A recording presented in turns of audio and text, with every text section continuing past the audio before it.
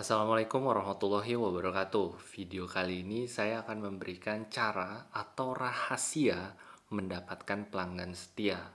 Maksudnya pelanggan setia itu apa? Jadi pelanggan yang balik lagi atau beli lagi ya. Kalau misalnya bahasa kerennya adalah regular customer untuk di online atau di ojol ya. Jadi mau di GoFood, GrabFood, ShopeeFood dan yang lain-lain. Jadi menjaga agar mereka kembali lagi dan kembali lagi. Penasaran atau mau tahu kayak gimana videonya? Jangan kemana-mana, kita intro dulu.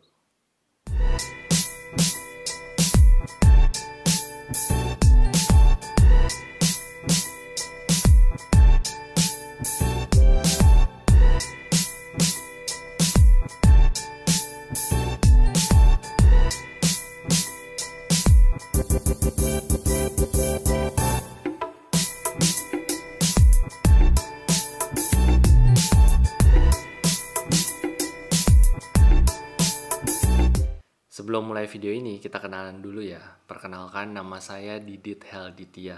Saya seorang pelaku usaha kuliner. Di channel saya ini, saya akan membahas hal-hal tentang kuliner, baik dari usaha atau bisnisnya, produk makanan atau minuman, hingga saya akan memberikan beberapa resep minuman. Pokoknya semua yang tentang kuliner ataupun berbau kuliner ada di channel ini. Buat teman-teman yang belum subscribe, boleh banget di subscribe channel ini karena itu akan membantu saya banget atau memotivasi saya untuk bikin video-video berikutnya. Tanpa berlama-lama, kita saksikan videonya. Oke, page pertama kita masuk adalah rahasia pelanggan setia. Maksudnya di sini apa sih rahasia pelanggan setia? Jadi pelanggan yang balik lagi gitu. Jadi dia nggak cuman sekali aja beli produk kita, tapi dia akan beli berkali-kali. Bahkan kayak seminggu mungkin dia bisa beli lagi. Seminggu 2 kali, seminggu 3 kali, atau bisa jadi tiap hari. Contohnya di Rumah Naskun kita ada pelanggan setia. Bahkan ada yang orang luar negeri, ada orang yang dalam negeri. Mereka bisa hampir seminggu 5 kali beli buat sarapan nasi kuning. Atau ada beberapa customer pelanggan juga yang memang dia balik lagi untuk acara-acara tertentu. Itu yang dimaksud itu yang dimaksud pelanggan setia atau loyal customer. Karena dia sudah cocok sama produk kita, dia sudah cocok sama service kita, dia akan kembali lagi, dan nilai bonus plusnya dia akan merekomendasikan produk teman-teman ke orang lain, ke temannya, ke kerabatnya, ke keluarganya. Itulah pelanggan setia. Oke, kita masuk page berikutnya. Untuk mendapatkan pelanggan setia, kita ada 3 faktor ya. 3 faktornya adalah kayak kalau misalnya teman-teman lihat di layar, branding yang kuat. Yang kedua, optimasi sosial media. Yang ketiga adalah naikkan rating resto. Oke. Nah, yang pertama, branding yang kuat nih maksudnya apa sih? Pastikan teman-teman tuh mempunyai branding yang kuat. Contohnya apa? Misalnya kayak kemasannya. Kemasannya tuh memiliki logo atau branding teman-teman gitu di dalam kemasannya. Jadi mereka udah tahu nih begitu misalnya beli nasi kuning nih atau beli kopi pudak, dia udah tahu, oh ini tuh brandnya Rumah Naskun ya gitu.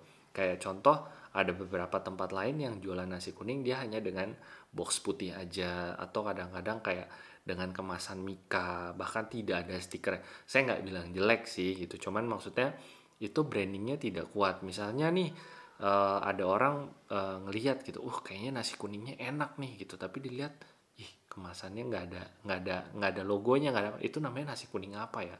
Itu udah jauh dari yang diinginkan gitu, maksudnya brandingnya nggak kuat gitu. Tapi contoh misalnya dia ngelihat ada orang makan nasi kuning gitu, Rumah Naskun, dia lihat, kayaknya enak, dan dilihat, kemasannya lucu gitu kan, warnanya unik, merah, motif-motif yang lain-lainnya, dia langsung lihat, itu ternyata Rumah Naskun ya gitu. Itu yang dimaksud dengan branding yang kuat, dan itu biasanya ada di kemasan atau kalau nggak kadang-kadang kayak ada di banner, spanduk dan yang lain-lain. Yang kedua, optimasi sosial media. Maksudnya di sini apa? Kayak buat inisiatif untuk mengajak pelanggan membagikan produknya di sosial medianya. Jadi kayak tadi misalnya dia lagi minum kopi pudak gitu ya, minum kopi pudak, dia kayak sebelum minum dia foto dulu, dia story dulu, dia kasih lihat, nih gue lagi minum kopi pudak nih gitu. Itu kan dia secara tidak langsung memberikan logonya atau brandingnya ke sosial media mereka gitu, dan bahkan ya followernya pasti akan ngelihat itu gitu. Wah, tuh kayaknya enak tuh minum kopinya. Di mana tuh? Oh, namanya Kopi Pudak. Saya akan cari tahu Kopi Pudak tuh kayak gimana gitu. Yang ketiga, di sini adalah naikkan rating resto. Maksudnya apa? Contoh misalnya, ajak pelanggan untuk memberikan rating di restoran teman-teman. Maksudnya di sini rating nih di aplikasi ojol ya. Karena kan biasanya setelah kita beli produk itu akan ada pilihan bintang. Jadi bukan hanya driver aja yang dapat bintang, tapi kita juga akan di rating oleh customer kita. Itu 3 poin penting untuk mendapatkan pelanggan setia. Ingat ya teman-teman, pelanggan itu adalah aset berharga. Jadi apa aja yang harus dilakukan untuk mendapatkan pelanggan setia? Pastikan 3 hal ini yang ada di sebelah kanan saya ini teman-teman maksimalkan. Oke, kita masuk ke yang berikutnya, branding. Branding itu penting nggak sih? Apakah itu masuk investasi atau buang-buang duit? Atau kayak misalnya bakar duit? Oke, sebetulnya branding kalau dibilang keluar uang, pasti akan keluar uang. Kenapa? Karena kayak, tapi nggak juga sih. Kayak misalnya contohnya gini, teman-teman mau branding bikin logo. Kalau misalnya teman-teman tidak punya kemampuan untuk bikin logo, untuk ngedesain dan yang lain-lain, ya mau tidak mau, suka tidak suka, kan berarti kita harus meng-hire desainer ya, desain orang desain untuk bikinin logo, kemasan, spanduk, ya kan, layoutnya untuk restorannya. Kita ngomongin di sini ojol gitu, karena itu nanti akan pengaruh kayak misalnya warnanya gitu, pengen karakter warna dari si brandnya seperti apa, itu kan butuh orang desain. Itu mau nggak mau, suka tidak suka, kita keluarin uang, kecuali memang teman-teman punya kenalan ya kan, yang memang gratis atau gimana. Nah itu kurang lebih sih seperti itu. Jadi kayak penting atau enggak investasi atau buang duit, kalau menurut saya sih kalau memang ada budgetnya, alokasikan atau investasikan untuk branding atau kayak desain logo, nanti pengen alurnya seperti apa, karena nanti biasanya akan sampai ditanya nih, target marketnya siapa, kita jualnya ke siapa, umurnya berapa, seperti itu nanti akan mempengaruhi kayak warna dan yang lain-lain, kemasannya itu akan mempengaruhi ke situ semua. Jadi kalau menurut saya sih itu lebih tepatnya adalah investasi ya, jadi bukan buang duit atau bakar duit begitu aja sih kalau kita ngomongin dari si branding itu. Tapi memang kita butuh alokasi dana lah untuk ke situ. Oke, sekarang kita masuk ke page yang berikutnya, yaitu kenapa butuh branding, ya kan? Karena branding itu satu, dia identitas. Ya, jadi teman-teman menciptakan identitas dan nilai tambah buat restoran teman-teman. Gitu ya. Jadi mengingat gitu loh identitasnya. Contohnya kayak misalnya Rumah Naskun. Identitasnya dia adalah kemasannya dia yang berbeda dibanding yang lain. Maaf, misalnya kayak penjual nasi kuning di pinggir jalan yang mungkin kemasannya hanya pakai kertas nasi aja, atau kalau nggak pakai kertas mika aja. Memang nggak semua sih, dan saya nggak bilang itu jelek juga ya. Maksudnya yang membedakannya Rumah Naskun adalah kemasannya unik-unik, lucu-lucu gitu, dengan warna-warna yang kadang-kadang norak, pink, ngejreng, atau bahkan ada yang ada edisi Marvel gitu ya, ada edisi yang sekarang nih elegan kayak gitu-gitu, etnik. Nah itu yang dibilang menciptakan identitas dan nilai tambah untuk restoran teman-teman. Yang kedua adalah pembeda. Jadi membedakan dengan kompetitor. Yang seperti tadi juga dibilang, Rumah Naskun membedakan dengan kompetitornya adalah dengan kemasannya. Udah gitu kita juga menu-menunya juga berbeda. Ada menu yang aneh-aneh, ada menu kids meal, ada menu rendang, ada menu cumi hitam. Itu juga pengaruh nanti akan membedakan dengan kompetitor. Itu masuk branding juga. Jadi nasi kuning yang ada kids mealnya ya, itu ya kayaknya setahu saya sih cuma Rumah Naskun ya gitu.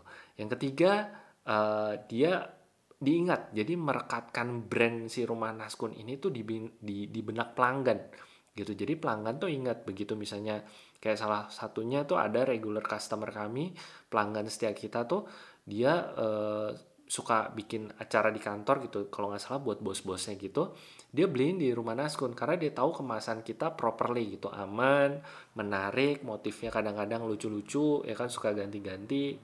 Bahkan juga ada yang dari pelanggan itu dia mengingat, wah, brand kita nih unik gitu, kemasan baik, jadi dia buat acara-acara tertentu, pakai nasi kuning aja deh, dadakan, kadang-kadang tuh pesen 100, 200 dadakan. Itu dia merekatkan brand di benak pelanggan gitu ya. Jadi kalau misalnya bisa lihat dilihat itu adalah diingat gitu. Yang terakhir ada, yang keempat, strategi ke depan. Strategi ke depan nih maksudnya apa? Mempermudah strategi bisnis atau inovasi di kemudian hari. Jadi dari branding ini contohnya gini, kita udah tahu nih gitu, strategi apa yang akan kita lakukan di depan. Kayak misalnya target kita tuh, yang umur sekian gitu, untuk orang kantoran, dari warnanya, dari kemasannya, dari bentuknya, nanti akan keluarin menu apa tuh kita udah tahu tuh strategi ke depan. Itu masuk ke branding juga. Oke, mudah-mudahan cukup jelas. Kita masuk ke berikutnya. Oke, kita masuk yang berikutnya adalah 4 faktor brand kuat. Ya, kalau ada 4 ini, yang pertama adalah rasa, yang kedua adalah harga, yang ketiga kemasan, yang keempat pelayanan. Saya bagi 4 seperti itu. Kenapa? Karena branding yang kuat sama dengan kepuasan pelanggan tuh meningkat. Gitu. Rasa, kita masuk satu dulu, rasa. Rasa, apa yang dimaksud rasa di sini kalau teman-teman lihat di layar? Kualitas rasa juga harus baik. Jadi jangan sampai mengecewakan pelanggan. Jangan sampai udah kemasannya bagus, di fotonya bagus, di aplikasi, tapi begitu datang rasanya zonk. Misalnya amit-amit nasinya sudah tidak layak dimakan, atau misalnya ada yang tidak layak dimakan, atau kualitasnya kurang baik. Wah, nih rasanya flat aja nih gitu kan. Tapi kalau masalah enak atau enggak itu kan selera. Cuma minimal layak dimakan gitu. Misalnya ternyata kayak timunnya udah expired gitu, emang ada timun expired, maksudnya itu rasa itu juga faktor utama. Jadi kualitas rasa itu harus baik sehingga tidak mengecewakan pelanggan. Yang kedua, harganya tuh harus kompetitif dan ikuti promo yang tersedia. Misalnya, eh, teman-teman perhatikan juga harga, kayak misalnya nasi kuning, kita perhatikan di sekitar kita tuh ya, di radius kita 3 kilo, berapa sih harga jual nasi kuning gitu. Jangan sampai misalnya ternyata di sini rata-rata 15.000, kita jualnya sampai 27.000. Jangan juga, karena kita nanti pasti bisa bisa juga jadi kalah sama kompetitor kita. Jadi jangan terlalu terlalu jauh-jauh banget. Boleh kita ada menu 27.000, tapi kita juga punya menu-menu yang kayak 14.000, 15.000. Jadi bisa bersaing dengan kompetitor. Dan jangan lupa ikuti promo ya di aplikasi teman masing-masing gitu. Yang ketiga, kemasan atau buat packaging yang aman dan menarik. Maksudnya di sini apa? Aman dan menarik. Selain menarik, dari tadi saya udah bahas, kemasannya bagus, proper, atau aman. Aman tuh dalam arti kata kemasannya tertutup rapat. Begitu sampai ke customer tidak ada yang keluar, tidak ada yang bocor, tidak ada yang berminyak. Di seal ya, pakai seal tape itu gitu. Jadi begitu sampai ke customer juga mereka merasa aman gitu makan produk kita gitu, nggak yang wah terlalu kebuka, atau kadang-kadang begitu sampai ke customer bentuknya udah tidak beraturan, udah hancur. Itu jangan gitu. Ini yang dimaksud dengan aman gitu ya. Jadi tidak hanya menarik saja. Oke. Yang keempat adalah pelayanan. Pelayanan di sini adalah berikan kemudahan navigasi untuk pelanggan. Maksudnya berikan kemudahan navigasi untuk pelanggan adalah gimana caranya mereka mendapatkan produk kita tuh gampang. Jadi nggak susah. Contohnya yaitu di GoFood, di GrabFood, di ShopeeFood. Jadi buat pelanggan kita untuk mendapatkan produk kita itu tidak susah. Jadi tidak, wah saya mau beli rumah naskun gimana ya caranya. Nah mereka bingung gitu. Nah jangan sampai seperti itu. Mereka harus dengan mudah untuk mendapatkan produk kita. Itulah yang dimaksud dengan 4 faktor brand kuat. Oke, kita masuk yang berikutnya adalah optimasi sosial media. Apa yang dimaksud optimasi sosial media? Di sini saya agak sambil melihat contekan. Eh, Interaksi dengan pelanggan lewat media sosial. Jadi maksudnya interaksi dengan pelanggan, dibangunlah engagement. Jadi kayak misalnya ada yang ngepost lewat media sosialnya gitu kan, dia beli nasi kuning di post, ya kita harus langsung nge-repost, langsung kayak mention mereka lagi, terima kasih kakak sudah membeli produk kami gitu, di repost lagi. Itu yang dimaksud dengan interaksi lewat media sosial. Pastikan pelanggan mengikuti atau follow restoran teman-teman. Jadi pastikan mereka juga memfollow restoran teman-teman. Kenapa? Karena biar mereka update dari menu-menu terbaru teman-teman, atau ada info-info terbaru dari restoran teman-teman. 86%-an UKM di Indonesia itu lebih maju setelah pakai media sosial. Jadi dengan ada media sosial tuh mereka jadi lebih maju. Nah, pelanggan akan jadi yang utama untuk mengetahui info terupdate dari restoran teman-teman. Itu tadi yang dimaksud interaksi lewat media sosial juga. Jadi pelanggan-pelanggan yang memfollow media sosial dari restoran teman-teman, mereka akan tahu update-update terbaru, kayak misalnya promo, misalnya ternyata ada perubahan jam buka tutup seperti itu, terus misalnya ternyata ada acara-acara khusus, ada special diskon atau apa, mereka akan jadi yang paling pertama yang tahu gitu. Dan buat konten-konten yang mengajak pelanggan, kayak misalnya postingan-postingan berbentuk pertanyaan gitu kan, misalnya oh lagi rame apa nih gitu, bikin pertanyaan-pertanyaan, bikin kuis kecil. Itu biasanya banyak banget yang di media sosial tuh senang dengan kuis kecil gitu, kayak bikin puzzle atau bikin teka-teki silang kayak gitu-gitu dengan meme yang lucu-lucu, itu mereka senang. Nah, ini yang paling favorit, giveaway ya, bikin kompetisi atau giveaway. Misalnya siapa yang bisa menjawab ada berapa banyak menunya nasi kuning, atau kopi pudak punya menu apa aja akan gratis. Misalnya kopi pudak spesial tuh isinya apa aja gitu kan, akan gratis pudak spesial 1 liter kayak gitu-gitu. Itu paling favorit banget. Itu pelanggan-pelanggan atau para netizen di media sosial itu paling favorit banget sama namanya giveaway. Jangan salah, itu sangat menarik awareness dari brand kita gitu, karena mereka pasti akan nge-tag temennya, menginfokan ke temennya, itu untuk awareness atau mencari perhatian lah istilahnya dari brand kita ke orang lain. Itu sangat bagus banget. Itu masih sampai saat ini favorit tuh giveaway. Nah, ini kalau nggak salah nih page terakhir ya, tingkatkan rating resto. Maksudnya tingkatkan rating resto apa? Itu merchant rating. Jadi kalau misalnya teman-teman saya sekarang nih lagi pegang handphone, boleh dibuka handphonenya di aplikasi customer-nya, mau Gojek, GrabFood, atau Shopee Food, semua dibuka. Itu biasanya ada ratingnya, bintang berapa, udah 4 titik berapa. Itu yang dimaksud dengan merchant rating, ya. Nah, merchant rating itu dinilai gimana selain dari kita nih si pembeli yang merating. Kalau di GoFood ya, itu 60% itu dari performa resto sebetulnya, bukan dari customer yang rating. Kalau customer yang ngasih bintang itu hanya 40%. 60% itu dari performa resto. Maksudnya performa resto itu apa? Kayak dari update buka jam tutup, teman-teman nggak sembarangan tutup, atau kalau nggak misalnya begitu ada orderan, tapi sorry, begitu ada orderan driver datang ternyata restorannya tutup, nah itu mempengaruhi performa resto. Atau yang harusnya jadwalnya dia buka sampai jam 8 malam, ternyata jam 5 udah tutup duluan dan lupa ditutup, itu mempengaruhi performa resto. Atau kayak tidak tersedia stok barangnya, habis atau apa, tidak diupdate, jadi pelanggan kecewa. Itu nanti dari driver dia juga biasanya report, itu akan mempengaruhi performa resto. 60% dari situ.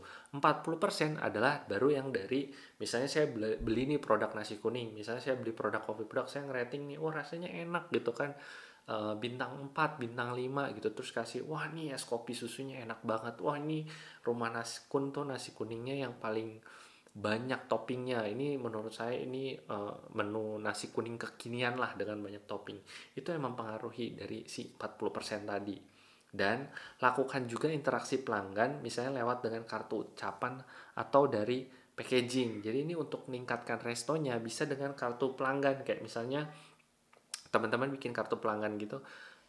Jika puas dengan pelayanan kami, tolong beri kami rating bintang 5 ya. Tapi kalau misalnya teman-teman pelanggannya kurang puas, boleh hubungi kami di nomor ini. Jadi di situ nanti mereka akan langsung kayak misalnya komplain atau apa, misalnya ada yang kurang atau apa, mereka bisa langsung interaksi ke situ gitu. Jangan sampai di saat mereka misalnya kurang atau salah kirim atau apa, mereka bingung mau hubunginnya kemana. Itu salah satu kesalahan fatal ya, dan itu kita pun dulu pernah mengalami seperti itu. Makanya mulai dari sekarang, dulu sih kita pakai pakai kartu itu ya, kartu rating gitu ya. Jadi tiap ada yang beli, kita ngasih kayak kartu nama gitu. Jika suka dengan produk kami, tolong kasih rating bintang 5. Jika ada yang kurang, kritik dan saran, boleh hubungi nomor WA ini. Nah, cuman lumayan juga setelah kita ngeprint terus kertas-kertas kecil gitu, dan kadang-kadang nggak kebaca. Akhirnya kita memutuskan sekarang di kemasan kita ditulis, terima kasih sudah membeli produk kami, kalau misalnya suka dia minta rating, tapi kalau misalnya ada kritik dan saran boleh hubungi ke nomor WA kami gitu. Nah di situ biasanya kita suka banyak nggak suka banyak sih, maksudnya ada juga yang masih menghubungi. Biasanya kayak kejadiannya tuh ada yang ketinggalan atau makanannya salah, kayak nasi kuning biasanya tuh kerupuknya ketinggalan. Kalau kopi jarang, karena nasi kuning kan pagi ini lumayan alhamdulillah rame gitu. Jadi ya kadang udah saking hektik tuh kadang-kadang driver juga ketuker gitu, driver main terima-terima aja. Itu ada aja sih kejadian seperti itu, tapi kita langsung merespon gitu ya, merespon dengan cepat dan kita kirim balik.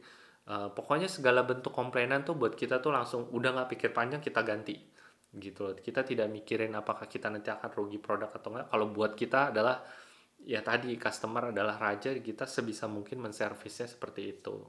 Itu sih cara meningkatkan rating resto. Kita sekarang naruhnya di packaging. Oke? Baiklah, sekarang masuk ke slide terakhir ya. Itu adalah thank you alias terima kasih. Berarti udah habis ya. Semoga teman-teman suka sama video ini dan semoga video ini bermanfaat ya. Kalau teman-teman masih ada yang bingung atau misalnya kayak kurang jelas, boleh banget cantumkan saja di kolom komentar pertanyaan. Yuk kita sama-sama kita diskusi, kita sharing gimana sih cara jualan di ojol ya. Mau GoFood, mau GrabFood, mau ShopeeFood. Mangga silahkan kita sharing-sharing, mau dari kota manapun. Saya bahkan senang nambah teman-teman baru, atau kalau misalnya mungkin di kolom komentar saya ke skip, boleh banget DM saya di Instagram nih, saya cantumin Instagram saya ya. Insya Allah secepat mungkin saya akan ngerespon, saya akan coba bantu menjawab gitu. Dan yang paling penting adalah kalau teman-teman suka sama video ini, boleh banget di like dan jangan lupa di subscribe. Dan yang paling enak sih di share ya ke teman-temannya lagi, karena siapa tahu ada yang membutuhkan. Dan jangan lupa nyalakan loncengnya biar teman-teman kalau ada video-video terbaru akan dapat notifikasinya untuk menonton video saya berikutnya. Baiklah, saya Didit Helditya, mohon pamit undur diri dan maaf kalau ada kata-kata saya yang salah. Assalamualaikum warahmatullahi wabarakatuh.